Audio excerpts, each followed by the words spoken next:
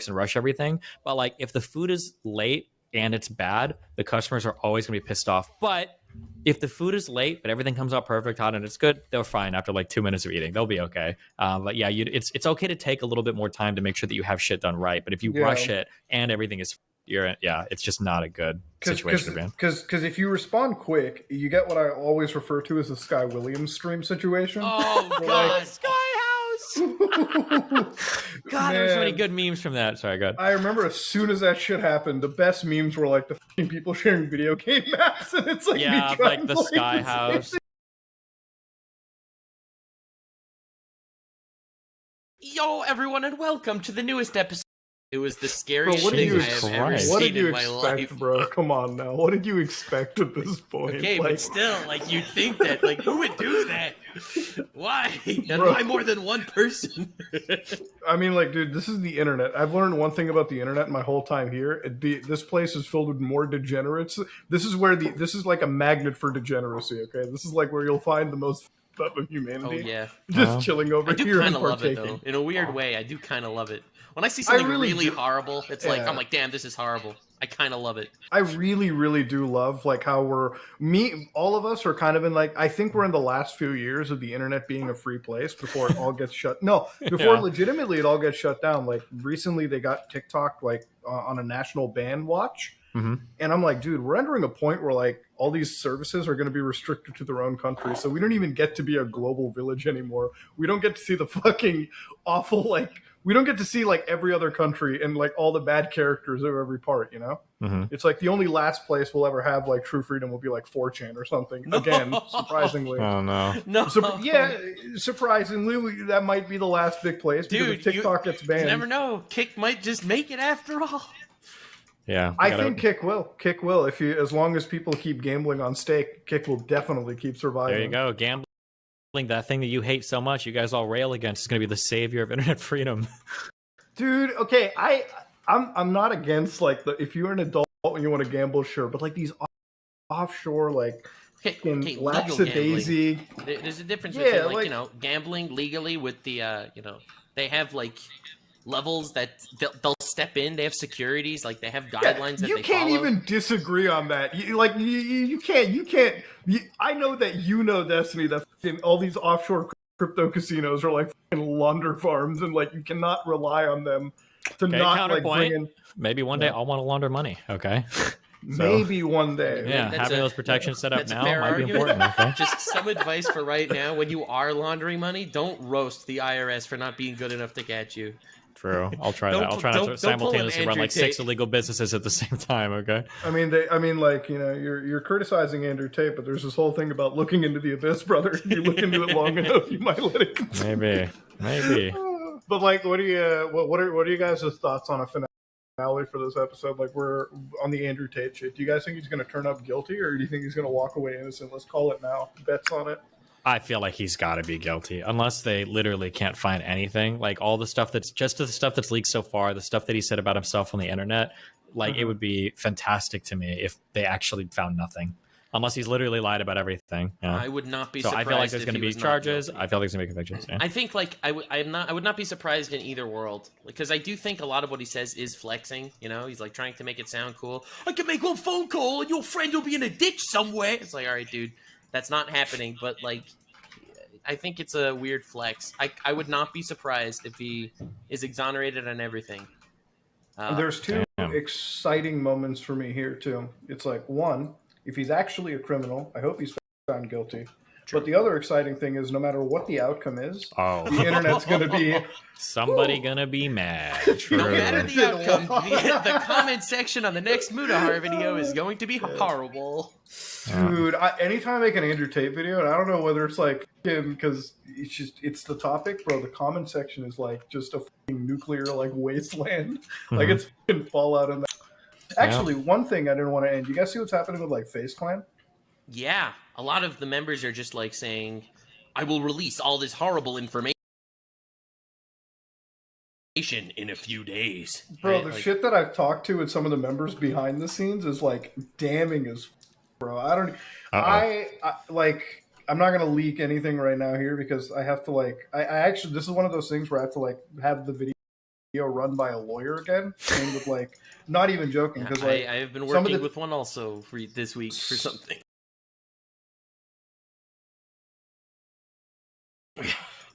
some of the people that have been mentioned in this are definitely like I definitely can predict a fucking like cease and desist in the letter the day that I like make the video and everything, because it's just like some of the accusations rolled around are legitimately criminal, and I don't know if some of the people I've talked to have realized how criminal like some of these accusations they've made to me are. I'm like, you do understand if you accuse somebody of this, it's like financial fraud of the highest level. Like you're literally telling, like it's you're talking about like manipulation of prices. This is not like you go to jail for that shit, you know? Damn. But it's a wild thing with FaZe Clan. They're like a fucking penny stock now, and a lot of it, from what I've heard, is like the thing is, it's like, how do you expect FaZe Clan to make money when they're not making a product or service, right? Like, how do you expect it to fucking be this big revenue generator? Like, you guys remember MCNs? Do you guys ever have one? Do you guys ever been partnered with some of those guys? I used to be with the Game Station, which turned into Polaris. I don't think I'm with one now though. But I was with them too. They were Polaris, and then they became like Maker Studios or some shit, and then they were they became Disney and everything, and then they fired everyone at the end. But like, they would, when they were so the funny thing about that story is when Disney, I think, bought out Maker Studios, they were under the impression that they were making tons of revenue because all the YouTuber AdSense money was flowing through their company. And then when they bought the company and then they opened the fucking box of shit up, they were like, wait a minute, they're giving out 90% of this money to these fucking losers, and we're only pocketing like a tiny fraction. So yeah, that moment, like the whole House of Cards phone, it's the same for FaZe Clan, right? Like even if you have a shit ton of YouTubers making money, how much of that is being kicked back up? And like how much of those impressions, because the way that I've understood it is like they'll look at 1 million TikTok views and try arguing to advertisers that it's equivalent to 1 million YouTube views when it's not. So it's like you're getting these brand deals, you're pissing off these brands because they're not getting their returns. And I don't know how long you expect this to be going on for. And part of it is really difficult because I don't know how I can sympathize with some of the FaZe dudes. It's like, you guys, like, after all of the history that's happened, especially since Save the Kids, the brand has never recovered, right? Like that's if you mention FaZe Clan now, people are going to be like, oh, those guys that were like running the that's all it is. And you know, it's just one of those things where like, do they have like successful teams in like any esports or anything anymore? I don't think so. I think they're doing decent in CS:GO. Okay. Yeah, but it's not like there's a lot of money in esports anyway. The content creation is where the actual dollars get. I think so now. Yeah. Like like the teams aren't really like like those teams are kind of like there just to like pad out their rosters and like be relevant and like sell their branding to like those specific games. But like, and even their content production, like some of the creators that were criticizing FaZe, well, they haven't uploaded content for like 6 months, 7 months. So it's like, how can you expect to be paid or treated by the company when you're not meeting your like minimum obligations, you know? Like, to exist on the internet.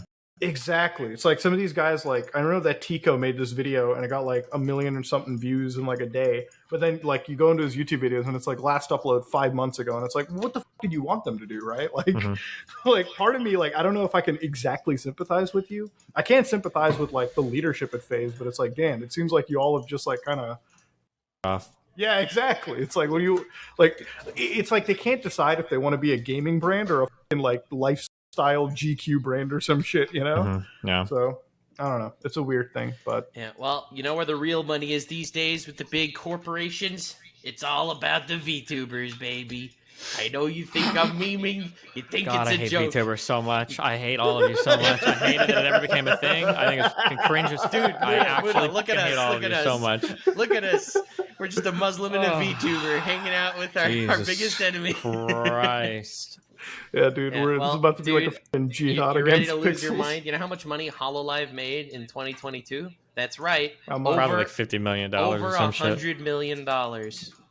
Disgusting. Yeah, and we're on the wrong degeneracy. business. Dude, That's the type of shit that makes me cheer for esports Russia. People get like the good ads. Did you know that one of the HoloLive members interviewed Jared Leto like as a promotion for Morbius in Japan?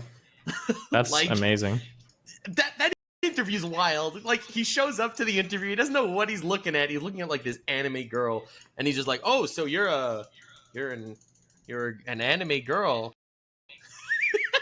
She's like, dude, I kind of want to see that. That's insane. I'll link you. It's wild. I love it. It's only like 2 minutes the clip, but it's so good. Can I just say that them getting trolled into releasing Morbius a second time is probably one of the funniest things in all of media history. Oh my god! What did it make? Like $35,000 or something? Yeah, it made nothing. Re-release. Hilarious. Yeah, Okay, here I linked you the Jared Leto interview. I wanna see this before we tie off. This is gonna be fucking hilarious. Yeah, it's pretty great because he has no idea what he actually is out there interviewing.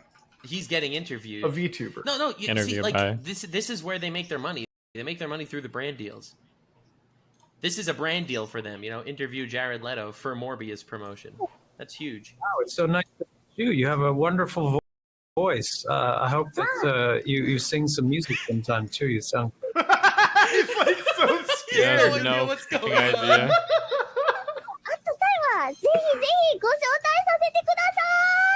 I love your character. It's so cute.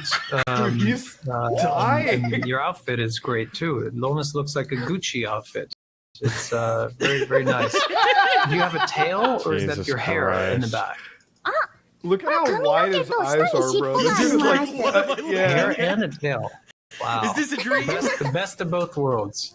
Well, I mean, like, to be honest, look, it was either this or the NFT promotion, and I think you picked right. Anyways, if you all enjoyed today's episode, check out Destiny at the Omni Liberal on Twitter. Not a banned account anymore. We can finally see that's you. Yeah. Right? Oh, also, I'll be announcing an exciting project that I'm working on using the blockchain. We're going to create a system where you can breed streamers together and you can create your own streamers. So make sure to get in early on the ground floor after me and all my investors are already fully invested in everything. And I'll be announcing that soon. Don't worry, it'll be real cool, guys. Yeah, dude. Yeah, call it Degens. Exactly. Yeah, it's going to be great. But check him out on YouTube where you primarily live stream. All right. Where he uploads a 3-hour video with a title of the video being like Sneeko freaks out when I say this, and it's just a 3-hour video. It's like, what is this that you said that made him freak out? We will never know. Oh, gotta watch it to find out. The 3-hour video. This is how he achieves like the fucking max viewer attention. I love it. Check out Nux Taku, and if you absolutely are out of content to watch, I'm always available. Some Ordinary Gamers. If you like what you saw, please like, comment, and subscribe. Dislike it. We are out.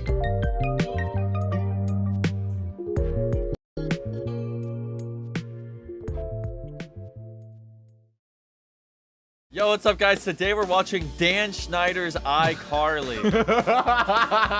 And if you want us to watch more episodes of this masterpiece, then get this video to 9,000 likes. And we're streaming this on our Twitch channel at twitch.tv/spillinthemilk.